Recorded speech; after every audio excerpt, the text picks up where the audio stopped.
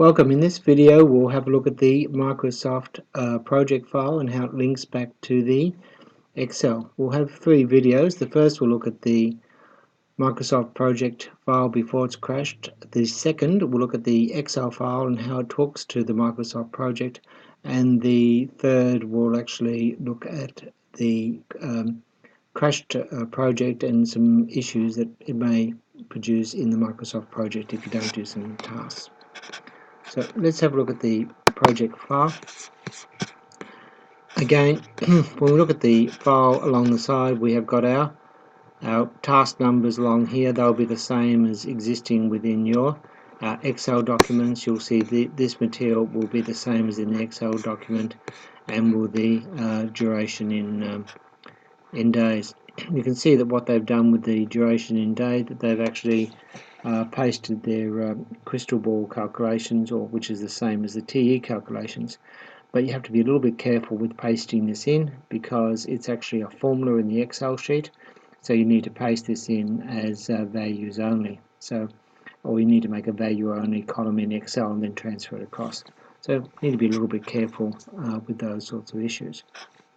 You can also see that they've got their beginning dates, and of course all the calendars have been set to next year, and they've able to calculate their slack here, and then that can be taken back into the Excel document. Again, looking through this, they've actually allocated their the resources, and we can actually see the critical path running through here highlighted in red. So if we go through, we can have a look at the critical path and highlight it red.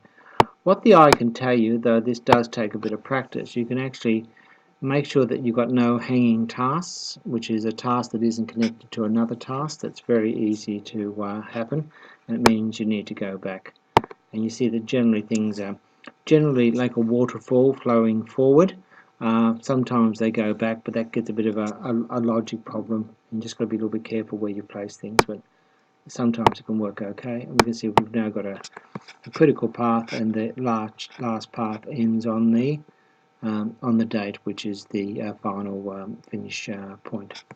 We find that this one here, we just need to have a look at it as an example. So we just want to have a bit of a look-see. So we'll make things a bit larger, and we'll scroll across.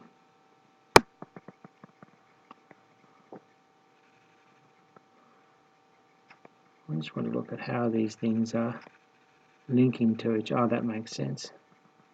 So you can see that that's actually linking to that, and that, of course, when we go back, is coming back from that earlier task back there. Yeah, that's okay. So it's quite useful just to have a quick look at that, because the lines do actually tell you something interesting.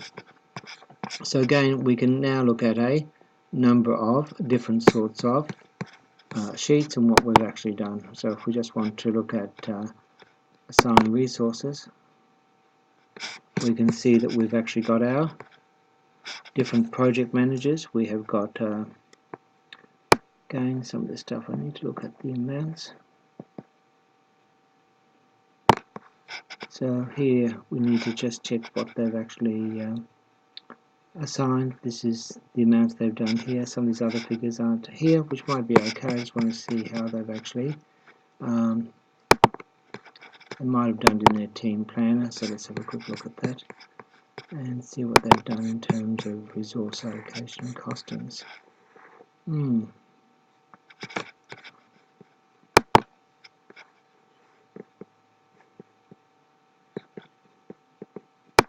Let's just click into resource sheet. Yep, that's fine. Okay, now we're clear. We've got our resource sheet. The key point here is that some people make, we have got a project manager 1 and 2 and 3 and 4 and 5. That means we've got 5 people. Otherwise you will have resource problems. Some people say, oh, we've got 5 project managers, and don't actually split it up, because we're trying to keep a sense of the number of people that we've actually got. Highlighting in red means at this stage that we have got a resource leveling problem, and that we've actually over allocated those people for the tasks that they're actually doing. So that's a little bit of an issue. The other ones don't seem to be over allocated. Again, it's just an area to look at if you need to. Let's have a look at one person here. If we click on this information, let's go cancel. Sorry. Sometimes the issue will pop up and tell us. It's not actually making it easy for me at this point. Okay, so we know we've got a resource leveling problem here. We'll go back and see what's actually happening with the resource leveling issue. We'll come back to this in the next video, and we'll keep on looking at this sheet.